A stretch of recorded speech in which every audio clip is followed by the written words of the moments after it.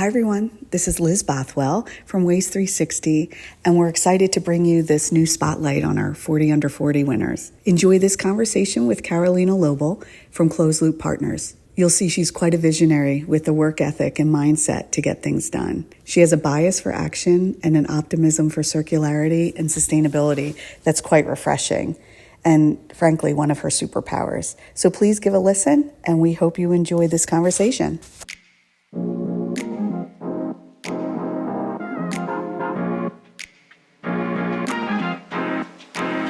Let's start with the Waste360 40 Under 40 Award. You said it's a reminder of how fortunate you've been to work with inspiring and purposeful people throughout your career.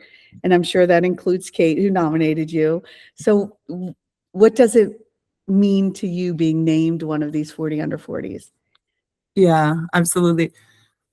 When I absolutely for Kate and totally on all the people I work with, when I started my career working at a large scale shampoo plant, pumping plastic bottles and surfactant into the world at a mind-blowing speed, I could only dream of working solving packaging waste at a systemic scale, like systemic level, in the way I'm doing today.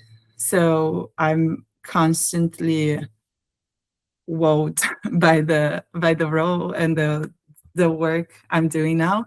And in this sustainable packaging industry, I met the most inspiring professionals that are incredibly passionate about this topic, like me. So being surrounded by these passionate individuals is just a constant inspiration.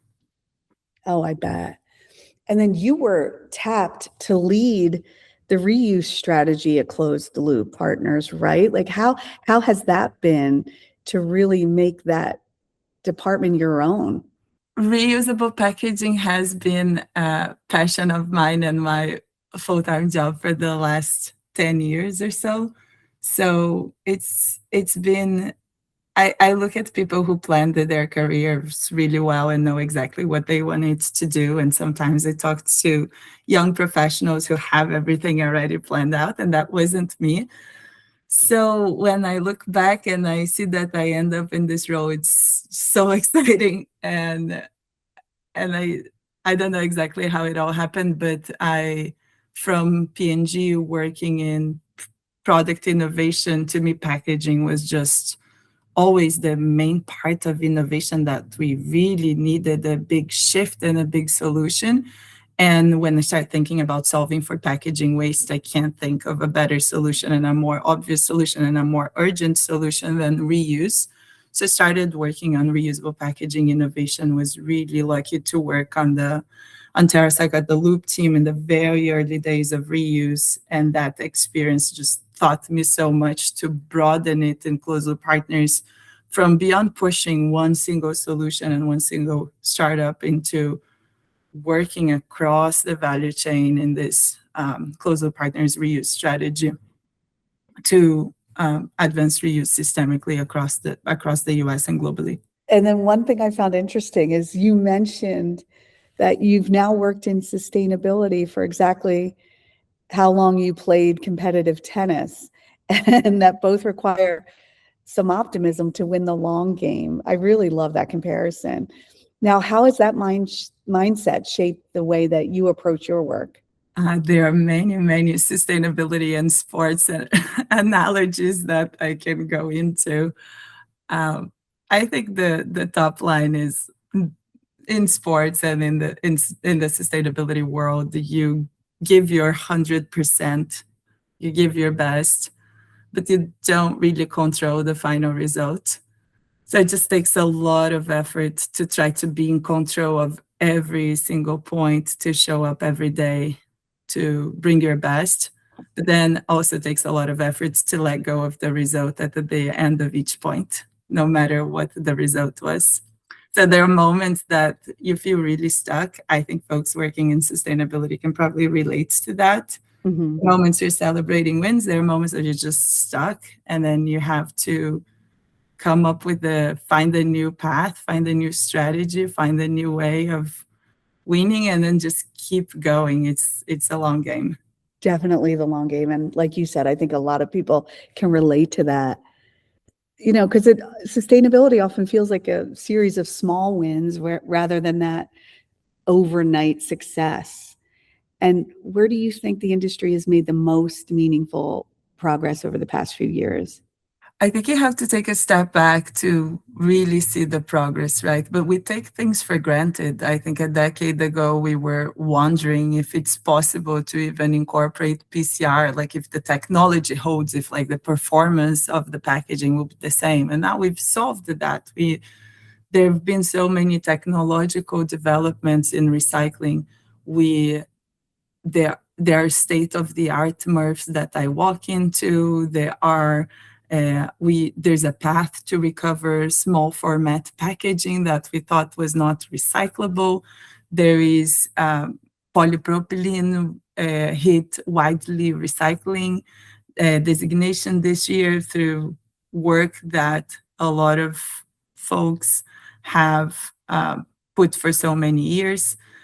I think in reuse now, we know we have a path to scale it in certain contexts, in certain environments, and there's so much technology and innovation to enable a much broader adoption of reuse. So I think we've moved from what is circularity? Does it even work? Into very tangible, concrete, small wins, and then we're at a inflection point and at the tipping point of much, much broader systemic changes. Definitely. And then you know better than anyone that the circular economy depends on collaboration across multiple stakeholders, manufacturers, recyclers, brands, policymakers. What have you learned about bringing those very different groups together around a common goal? First thing I learned is that brands, recyclers, policymakers, operators are already more aligned than we assume they are. And then the second thing is that these successful collaborations always require bold leadership from the leaders in each of these spaces. And this often involves going through a period of first mover disadvantage before the results really pay off and the leadership is really spotlighted and there's ROI. So there is a while that we all have to do this because it just feels right and this feels like the right thing to do. Mhm. And then the results catch up. And then I think on the collaboration, that's sort of like our whole thesis in the Innovation Center of Closer Partners and our theory of change and the only way we see to solve these challenges. Our thesis is, my realization is there's no other way to solve challenges, the type of challenges we work on. And I truly don't believe in any other path that like a single brand can accelerate recycling and reuse systemically alone. There's always like brand-led innovation, but the true solve to the challenges we are trying to solve here will require this collaboration. Right. That makes sense. And like you said, that is what closed loop partners is, right? Yeah, collaboration is in our DNA from in the investment side and the operation side, and mainly in the innovation side, we bring partners together to solve the challenges that they can't solve alone. And we tackle the challenges that require this collaboration. And also, you have a bit of an entrepreneurial spirit. I'd loved seeing in your background that you were on the founding team at Loop at TerraCycle. Can you tell me a little bit about that and the origin of that?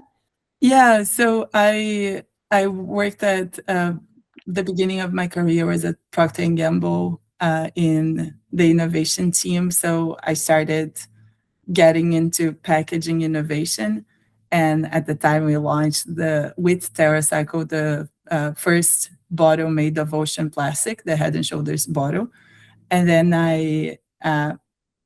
Through that project, I met Tom Zaki, the founder of TerraCycle, and at that time, he had been working on recycling for a long time, and he had this vision for a reusable packaging platform. And I just like identified myself on that vision and really wanted to work on that project. So a few months later, I moved from Latin America um, to Trenton, New Jersey, to work on Loop. But at the time, there wasn't really a company, or it was just like an idea. Mhm. So I got really lucky to be on that project team from the very beginning and develop that platform and be along for the ride. And it was quite a ride. We started with this idea, and then a couple of years later had hundreds of brands involved. The project was announced at the World Economic Forum. We were piloting in multiple countries, and now the Loop platform is still growing in Europe and still growing. And I'm proud of everything that team achieved. Oh, you should be. That's amazing. And I love how it went from the idea to a success that is part of your legacy now. So congratulations. That's amazing. Thank you. It's a very cool one. I think throughout my career, the project milestones that have there are certain project milestones that were very special, and this was definitely one of them. I think anytime that the world meets all the hard work that's happening behind the scenes through like tangible products, it's those are the highlights of my career. So the Head and Shoulders bottle made of ocean plastic was definitely one. And the Loop platform, I still have the Loop products in my house and love them. And recently had very cool reusable projects launched through Close Loop Partners as well. Very cool. Oh, I love that. Now, for someone just entering the waste recycling or sustainability industry today, what advice do you have for them? I feel like you have such a great background and you've continued to climb. What would you tell them? I think in the sustainability world, bias toward action. We hear a lot of leaders nowadays talk about progress over perfection, resilience, keep going. And I think anyone entering this space needs to have that wired in their minds of let's just keep moving. And then I think more technically, some background in business, some P&L experience, some brand operations, supply chain experience will help advance our sustainability goals. I feel that sustainability teams nowadays are much more in sync with the business and much more integrated into the business. Personally, I would write down like some anecdotes. What are the things you're talking about? What are the stats? What are our recycling rates? What are the big problems your company is solving? What's the title of the leaders? Because I feel that we're in this inflection point that everything will drastically change, and it's nice to remember where we were and where we started when we are in a completely different paradigm. Oh, I love that. And also like you said, it's also a reminder of how far you've come, and you have to celebrate as you go, especially um, in sustainability, right? Because there's a ton of small wins, like we mentioned before. Now, looking ahead, what's one challenge you hope we'll be talking less about around 5 years from now, where we'll finally have made some real progress? There is one thing that we are talking way too much about right now, is that we have to solve quickly. And I imagine that in less than 5 years, we won't be talking about this anymore, that it's reuse on premise. So I work a lot with reusable packaging. And then the first thing to solve is we gotta be able to use, for food service packaging, we gotta be able to use reusable containers in schools, in corporate campuses, in restaurants when people are dining in. To me, I look at this and it's like, what happened to society? When did we forget how to wash our dishes? And when are we going to go back to reusables on premise as just something my kids will ask me? It won't make any sense to my kids why I even talked about this at work, because it's so common sense. So that's the first one that comes to mind. Oh, definitely. That will be a great one. Maybe we'll check back in 5 years and and see where we are. Yes, and we won't remember, right? We will think that we're not making progress because this was too obvious. So it's this not not perceiving the small wins. It's probably a good thing, but we'll now this is on record, so we'll look back and we'll celebrate on this. I love it. Yes. So outside of work, I know competitive tennis has clearly been a big part of your life. And you mentioned a little bit about this earlier, but uh, are there any other lessons from the court that unexpectedly have translated into your career? Yeah, I think I can keep going on the sports analogies. This Yeah, especially like being alone in the court. It's you're playing chess with there's the strategy and the physical pain and the pressure. So, but I also have another passion outside of work that it's meditation. I've Oh, taught meditation for quite a few years, and also in meditation and also in tennis, we talk a lot about giving 100% and then letting go, not feeling attached to the results one way or the other, right? Like not grabbing onto, oh, but we did that and it was so fantastic and we have to go back to that. Like the world also changes. So bringing it back to sustainability, yeah, we there were things we were able to do in the past, but we are no longer able to do it. And there are things where we failed, but it's fine. Like just focus, like this action, this bias toward action and giving 100%, and that's what matters. And then not being too attached to the results. I think that works on the courts, off the courts, at work, and for anything we do, really. really, it does. And I love your bias toward action and giving that as advice. And also, with your meditation practice, to be introspective is really important, and being able to center yourself is huge. Yeah, it's part of just mental health and survival, but also putting things in perspective for both ways, right? When there are things that we're celebrating too much, it's like, oh, that's not that big of a deal. Let's keep going. And then when we Uh-huh. bring ourselves up that something, didn't go right, it's fine. So I think it really helps generally to, yeah, be able to pause and put things in perspective. It's huge. Now, you work with a lot of innovators and have your entire career.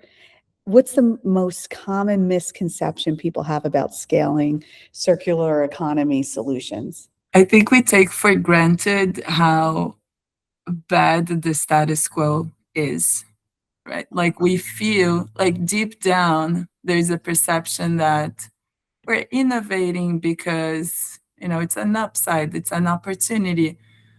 But, like status quo, like landfilling is viable. And it's really a misconception. Like landfilling is the alternative to building and scaling circular economy solutions. It's not viable. And I think there were milestones that we lived through and realized that. So I talked to folks who've been in the recycling industry for decades, and then they tell me when recycling became a thing, that there were a lot of landfill advocates that was like, why are we going to recycle? Like landfilling is so much cheaper, and the environmental impact of recycling, it won't pay off. Like you have to do all this transportation, all this energy intensive process to recycle. Why would you do that? And nowadays it's common sense that recycling is better than landfilling or burning our trash.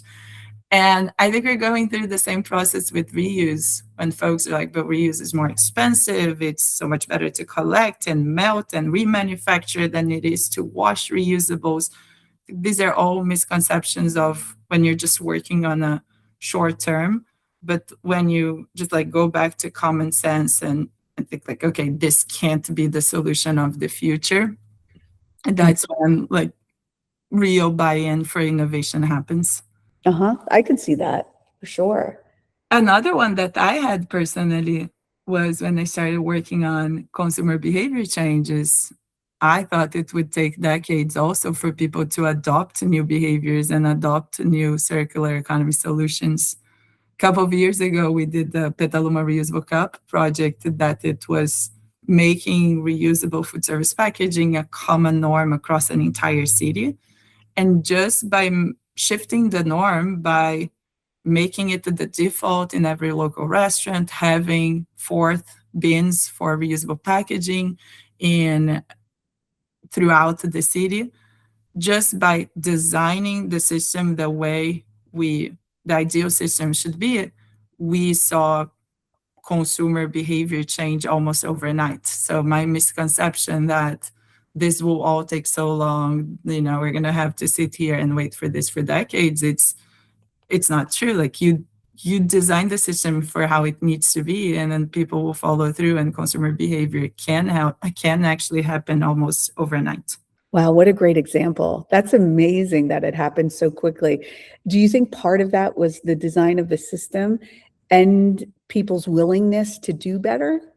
Yeah, I think it's people are willing, but people are also don't have the time to be the first ones and to go too out of their way. But the moment that their whole community is doing it together, they feel so proud and so uh, fulfilled to participate in the program with their community.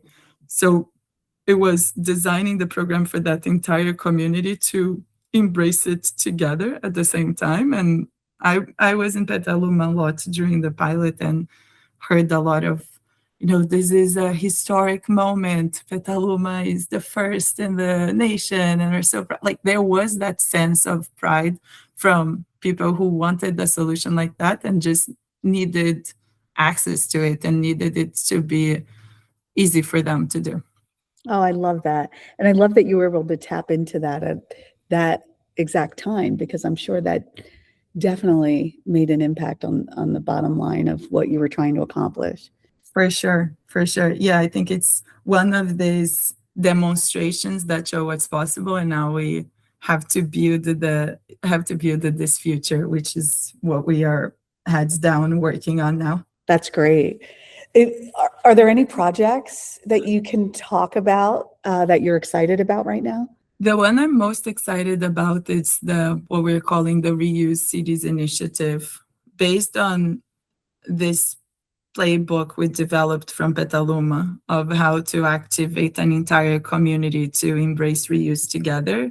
We are now working really hard to bring this to cities and build the future of reuse city by city in the US. So next year we'll be able to talk more about it. We'll start in California, where obviously there's a lot of renewed momentum and push for reuse with SB 54 and the reuse mandates that are, already here. I was going to say that are coming, but they're not coming. They're already here. That's so true. Oh, how exciting. Oh, I can't wait to hear more about that.